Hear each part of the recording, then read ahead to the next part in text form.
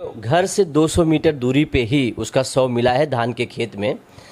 पहले तो पूरा परिवार परेशान हो गया। 16 घंटे तक बेटी मिली नहीं। उस बेटी जो है 16 घंटे के बाद मिली है, और वो भी किसी दूसरे के बताए। जो क्या पुलिस ढूंढ के दी थी? पुलिस अगर सचेत रहे तो निश्चित रूप से कोई घटनाएं नहीं होगी, न चोरी होगी, न डकैती होगी, न बलात्कार होगा, न हत्या होगा, न लूट होगी, न माफियागिरी होगी। अगर ये सब अगर हो रहा है तो पुलिस कहीं न कहीं जो है एकदम निठल्ली हो गई है। आप देखें मिर्जापुर में किस तरीके से बेटे को मार के काट के जिंदा गाड़ दिया गया। साथियों नमस्कार, मैं हूं आपके साथ रमन। आप देख रहे हैं हिंदुस्तान की बात। उत्तर प्रदेश में पता नहीं क्या हो गया है कि कुछ महीनों से लगातार हत्या, बलात्कार, गैंगरेप से लेकर बड़े बड़े मामले उत्तर प्रदेश में ट्रेंड कर रहे हैं। सवाल इस बात का है कि योगी सरकार जिस बुलडोजर और इनकाउंटर की दावा करती है उस पर पानी फिरता नजर आ रहा है। उसी पर बातचीत करने के लिए हमारे साथ डॉक्टर मनोज हैं। एक घटना बहुत लेटेस्ट है, अभी कल की घटना है कि जिस तरह से 10 साल की बच्ची के साथ गैंगरेप किया गया, इसके बाद उसको कूट कूट कर उसकी हत्या कर दी गई है। मामला पूरा हो थाना क्षेत्र सोराव और ग्राम सभा शिवगढ़ का है। हालांकि हर घटनाओं पर हम लोग पहुंचते हैं। अब इस घटना पर हम चाहते हैं कि थोड़ा सा बातचीत हो जाए, इसके बाद हम कोशिश करेंगे उस घटना का पूरी हकीकत आपके बीच में परोसेंगे। हालांकि उस घटना की थोड़ा बहुत जानकारी डॉक्टर मनोज से हम लेंगे। हालांकि उस पर चर्चा हमको करना था तो डॉक्टर से हम करेंगे। बहुत स्वागत सर बातचीत करने के लिए। ठीक है रमन जी, बताएं। जिस तरह से सर लगातार आप भी गरीब शोषित तमाम लोगों की आवाज उठाते हैं और हत्या, बलात्कार, तमाम ऐसे मुद्दों पर पहुंचते भी हैं, इस बात को लेकर क्या कहेंगे? जिस तरह से 10 साल की बच्ची के साथ इस तरह से एक घिनौनी हरकत की गई है, इस बात को क्या कहेंगे आप? देखिए, जहाँ तक हमको ये सुनने में आया, जहाँ हमने जानकारी ली कि वो बेटी 10 वर्ष की है और उनके पिता को जो है सर्वाइकल प्रॉब्लम था, उसी के लिए वो दवा लेने जा गई थी और रास्ते में घर से 200 मीटर दूरी पे ही उसका शव मिला है धान के खेत में। पहले तो पूरा परिवार परेशान हो गया। 16 घंटे तक बेटी मिली नहीं। उसकी गुमशुदगी की जो है मुकदमा भी लिखा, रिपोर्ट भी दी गई और थाने में मुकदमा दर्ज कराया गया और दर्ज कराने जा ही रहे थे। तब तक जो है वहाँ पे कुछ लोगों से और बातचीत हुई। नज़दीकी गांव का कोई एक व्यक्ति था कि नहीं, हमने आपके बेटी को दुर्गा पूजा पंडाल की तरफ जाते हुए देखा। जब वहाँ पर उन्होंने जो देखा तो वहाँ पर भी नहीं बिटिया मिली। मगर आप कल की जो है देर शाम तक जो है बेटी का जो है शव धान के खेत में मिला, सड़क के किनारे एकदम। तो हम ये नहीं समझते हैं कि सरकार उत्तर प्रदेश में जब से बीजेपी की सरकार बनी है, दलित बेटियों के ऊपर इतना उत्पीड़न हो रहा है और ऐसे कौन से क्रूर मानसिकता के लोग हैं और ऐसी सोच के, घटिया सोच के लोग हैं कि इतने गिरे हुए इंसान इस धरती पे हो गए हैं। कहते हैं कि मुख्यमंत्री जी की राम राज आ गया। इस राम राज में ये राक्षस कहाँ से पैदा हो जा रहे हैं? ये राक्षस इस तरीके से हैं कि 2 साल की बेटी, 2.5 साल की बेटी, 10 साल की बेटी, 5 साल की बेटी, नाबालिग बेटियों के साथ इस तरीके से रेप होता है। रेप होने के बाद भी देखिए उनकी इतनी क्रूर मानसिकता के लोग हैं कि उस बेटियों की हत्या भी कर देते हैं। आखिरकार ये कैसा देश है, ये कैसा प्रदेश बन गया है उत्तर प्रदेश कि जहां पे पुलिस का ना कोई डर है, ना सरकार का कोई डर है। और ये जो दलित बेटी होती हैं, जो अपने आप को दिखाना चाहती हैं कि देश में हम भी हैं, हम दलित भले हैं मगर हमारा भी जो है इस सरकार, इस देश में, इस प्रदेश में हमारा भी योगदान है, पढ़ लिख के आगे अपना जो है आगे बढ़ना चाहती हैं।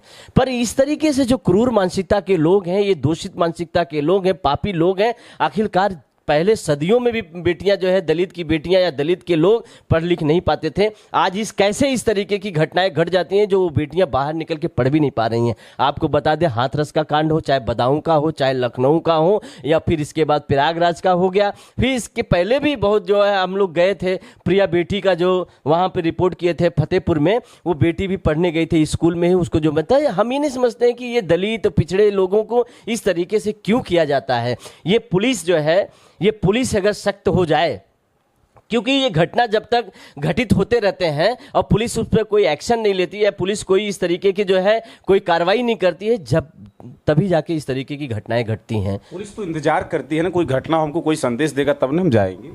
क्या पुलिस किस लिए कोबरा है? पुलिस की ड्यूटी किस लिए लगाई जाती है आपको पता? वही मैं पूछ रहा हूं। ये जो एसआई होते हैं वो क्षेत्राधिकारी होते हैं और जो हल्के के सिपाही या पुलिस होते हैं वो रनिंग करते हैं हल्के में। वो कहाँ रहते हैं? जब से ये 100 नंबर माननीय राष्ट्रीय अध्यक्ष जी ने दिया था तो बहुत अच्छा 100 डायल काम करता था, मगर ये 2000 जब से ये 112 हो गया तो देखेंगे कहीं बगीचे के नीचे लगा के ये लोग लेटे हुए हैं, कहीं देखेंगे सड़क के किनारे खड़े हुए हैं। रनिंग करना चाहिए ना इनको।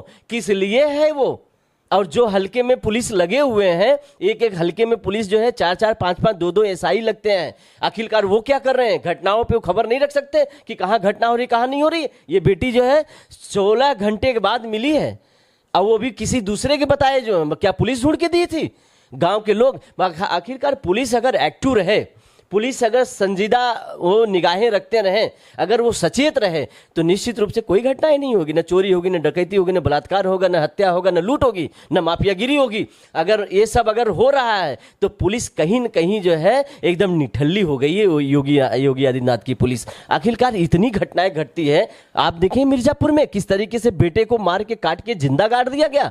खेत में बकरी चराने गया था और बगीचे में उसको जो है मंदिर के पीछे बगीचे में ले जाके मिट्टी में गाड़ दिया। कौन लोग हैं ये लोग? तो जिस तरह से माननीय मुख्यमंत्री जी कहते हैं कि हमारी राज्य और हमारी सरकार में लगातार माफिया गुंडे तो नहीं है, लेकिन बेटियां भी बाहर निकल रही हैं, टहल रही हैं, महिलाएं घूम रही हैं, लेकिन जब नाबालिग बच्ची के साथ इस तरह से रेप हो जाता है, डॉक्टर साहब आप क्या कहेंगे? देखिए, बहुत ही घृणित है, बहुत ही दर्दनाक है। इस तरीके की घटना अगर होती है तो ये उसी मानसिकताओं के लोगों को सोचना चाहिए।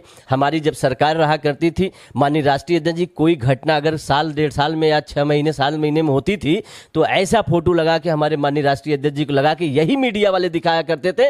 मगर यहाँ पे प्रतिदिन घंटे घंटे में हत्या, लूट, बलात्कार और हो रहा है, माफियागिरी हो रही है, मगर नहीं, मीडिया भी चुप बैठी है। और इसलिए मीडिया चुप बैठी है जिसकी वजह से इतने जो है दुर्दांत अपराध और ये घिनौना काम हो रहा है। शायद अगर मीडिया उठाती तो शायद इस तरीके से ना, योगी जी से कौन पूछेगा? आपको कैसे पता चला? मीडिया ही तो पता लगा होगा। हमको तो पता चला है, मीडिया नहीं, हमारे अपने लोग हैं वहां पे। इससे मीडिया को आरोप। आप जानते हैं कि हम सोशलिस्ट व्यक्ति हैं। जब कोई बात होती है तो कौन हमारी बात उठाएगा? लोग फोन नंबर रखे हैं, हमारा गूगल में नंबर है, हमको उससे भी फोन आ जाता है। और आप ऐसे कैसे कर सकते हैं? आप सोशल मीडिया के हैं, मैं आपके ऊपर नहीं लगा सकता हूं आरोप, मगर और भी तो लोग हैं जिसके ऊपर आरोप लगते चले आए हैं। एक्सट्रीम मीडिया की बात मैं किसी की भी बात इस तरीके से जो है वो कर रहा हूँ। मीडिया तो मीडिया, आपको नहीं कर रहा हूँ, आपके द्वारा भी बहुत मीडिया तो मीडिया होती है। तो मीडिया तो इसका मतलब आप भी वही हो। हम नहीं, लेकिन ऊपर भी सवाल उठेंगे। नहीं, हम नहीं, मैं पूछ रहा हूँ, आप सवाल उठा रहे हैं। तब मैं सवाल जब किसी को उठा रहा हूँ जो गोडी मीडिया का है, जो उस तरीके का मीडिया है, मैं उस पर सवाल उठा रहा हूँ। तो आपको समाजवादी पार्टी सिर्फ आरोप ही लगाती है। आरोप नहीं लगाती, सच्चाई खबरों को दिखा देती है, बता देती है। समाजवादी पार्टी अगर इस उत्तर प्रदेश में नहीं रहा होता तो आप जान लीजिए कि जिस तरीके का पाप है घर घर तक दिखता। नहीं तो ये उन्हीं की देन है, समाजवादियों के, जो अभी भी पाप इतने रुके हुए हैं, जो भ्रष्टाचार रुके हुए हैं इस तरीके से। मगर जो क्रूर मानसिकता के लोग हैं वो कौन लोग हैं? जरा सा उनको भी दिखाइए, कौन है वो लोग? और आज भी बेटी जो है, उसके पिताजी अभी पर सैया पे लेटे हुए, बेचारे उठ नहीं पा रहे, सर्वाइकल प्रॉब्लम है। गरीब तो अपने खाने जीने के लिए परेशान है, उसके परिवार को ऐसी दुर्घटनाओं को सामना करना पड़ रहा है कि जो देख के जो है और टूट जाता है। अच्छा, अगला सवाल अंतिम सवाल रहेगा, क्योंकि बहुत लंबा हम लोग बातचीत नहीं करेंगे, घटना को मैं कवर करने की कोशिश करूंगा। क्या आप भी जाएंगे उस कार्यक्रम में? निश्चित रूप से। मैं हमेशा जो है धरातल पे उतर के काम करता हूं और ग्राउंड पे जाके और ग्राउंड रिपोर्ट आपको भी दूंगा, अपने जितने विजर्स हैं, क्या है, किसी संभावनाएं हैं, क्योंकि अभी तक पता नहीं चला कि उस बेटी की हत्या कैसे हुई है और किसने किया है। क्योंकि पुलिस अभी लगी है, फोरेंसियल जांच हो रही है, फोरेंसी वाले आए थे, वहां पे जांच करके गए हैं। मगर हम जानना चाहते हैं कि फोरेंसी भी टीम है, प्लस इसके बाद पुलिस भी है, इसका खुलासा जल्द से जल्द हो जाना चाहिए। अभी तक नहीं हो रहा क्योंकि वो गरीब परिवार है। यदि अगर हम लोग नहीं जाएंगे ग्राउंड पे या और लोग नहीं जाएंगे तो गरीब हैं, उनकी आवाज दब जाएगी, बढ़ जाएगी। इसलिए रमन जी मैं जाऊंगा, निश्चित रूप से जाऊंगा, ग्राउंड पे जाऊंगा और पता करूंगा कैसी घटना थी, क्यों घटना किया गया, कैसे हुआ, किसने किया। ऐसे बेटियों को जो है, जो बेटी देश की भविष्य है, उस बेटियों के साथ इस तरीके से घिनौना काम होता है, बहुत ही घृणित है। मैं इसकी बहुत घोर निंदा करता हूं, सरकार की घोर निंदा करता हूं, पुलिस की घोर निंदा करता हूं, क्योंकि इनकी सारी जो सिस्टम्स है सब फेल हो चुके हैं, सरकार भी फेल हो चुकी है। उत्तर प्रदेश में भ्रष्टाचार एकदम चरम पे है, बलात्कार चरम पे है, यहाँ पे माफियागिरी चरम पे, गुंडाई चरम पे, खुलेआम गुंडा डकैत ऐसे टहल रहे हैं, पिस्तौल और ऐसे हनाना के ऐसे निकल रहे हैं, और ये सरकार उसको रोक नहीं पा रही है और बहुत घृणित सरकार बन गई है, बहुत ही फेलियर सरकार है ये। देखिए, मनोज जी ने अपनी बात को शार्ट में लेकिन बेबाकी से रखा है। माफियागिरी से लेकर, क्राइम से लेकर, हत्या, बलात्कार, तमाम चीज़ों को गिना दिए हैं। हालांकि आप लोग बताइएगा ये वीडियो कैसा लगा, लेकिन घटना को हम जरूर पहुंचकर कवर करेंगे। तब तक देखते रहे हिंदुस्तान की बात। नमस्कार।